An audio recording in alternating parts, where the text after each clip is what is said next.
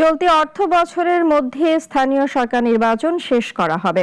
City corporation, উপজেলা, জেলা পরিষদ, পৌরসভা ও ইউনিয়ন পরিষদ এই 5 নির্বাচন আয়োজনের কথা জানিয়েছেন স্থানীয় সরকার প্রতিমন্ত্রী মীর শাহে আলম। একই সঙ্গে স্থানীয় জনপ্রতিনিধি না থাকায় উন্নয়ন কাজ কিছুটা পিছিয়ে পড়েছে বলেও স্বীকার করেছেন তিনি। এছাড়া ই-রিকশা নীতিমালা, অটোরিকশা এবং নবায়নযোগ্য জ্বালানি নিয়েও সরকারের পরিকল্পনার কথা জানান প্রতিমন্ত্রী।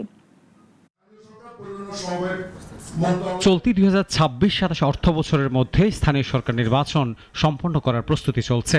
সিটি কর্পোরেশন, উপজেলা, জেলা পরিষদ, পৌরসভা ও ইউনিয়ন পরিষদ সবগুলো নির্বাচন সম্পন্ন করতে চায় সরকার।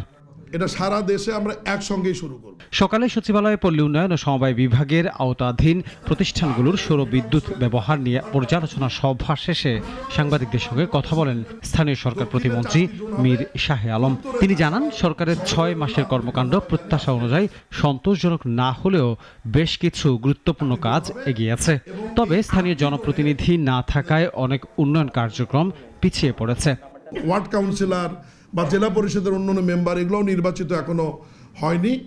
এই নির্বাচিত জনপ্রতিনিধিরা যখন এই অর্থ বছরের নির্বাচনের মাধ্যমে তারা চলে আসবে, তখন স্থানীয় সরকার প্রতিষ্ঠানগুলোর কাজের গতি আরও বাড়বে, মানুষের সেবার মান আরও বাড়বে বলে আমি মনে করি। 5 স্তরের স্থানীয় সরকার নির্বাচন আয়োজন করতে প্রায় 5.5 থেকে 6 হাজার কোটি টাকা প্রয়োজন হতে পারে জানান প্রতিমন্ত্রী।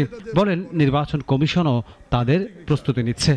এই 8টি জোনে 8টি রং থাকে। এদিকে নগর পরিবহনে ই-রিকশার ব্যবহার ও অটোরিকশা নিয়েও নীতিগত সিদ্ধান্তের কথা জানান প্রতিমন্ত্রী। শিগগিরই ই-রিকশা নীতিমালা চালু করা হবে বলে জানান তিনি। কোন রুট ব্যবহার করতে পারবে বা পারবে না এটাও বিধিমালাতে থাকবে, এবং তারা সৌর বিদ্যুতের বাইরে অন্য বিদ্যুৎ চার্জে রিচার্জ করতে গেলে তাদের যে জরিমানা হবে সেটাও আইনে আমাদের থাকবে। এই সমস্ত বিষয় নিয়েই আমাদের একটা বিধিমালার কাজ, আমাদের তৈরির কাজ চলছে। আগামী সপ্তাহে ইনশাআল্লাহ আমরা মনে হয় যেটা দিয়ে দিতে পারব। শুধু স্থানীয় সরকার নির্বাচন নয়, নবায়নযোগ্য জ্বালানি ব্যবহারের উপরও গুরুত্ব দিচ্ছে সরকার। প্রয়োজনের অতিরিক্ত বিদ্যুৎ উৎপাদন হলে তা জাতীয় গ্রিডে দেওয়ার সুযোগ রাখা হবে বলে জানান মীর শাহে আলম।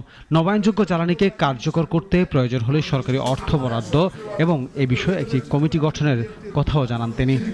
এবং জাতীয় সংসদে এটার জন্য আনোয়ার হোসেন, নাগরিক, ঢাকা।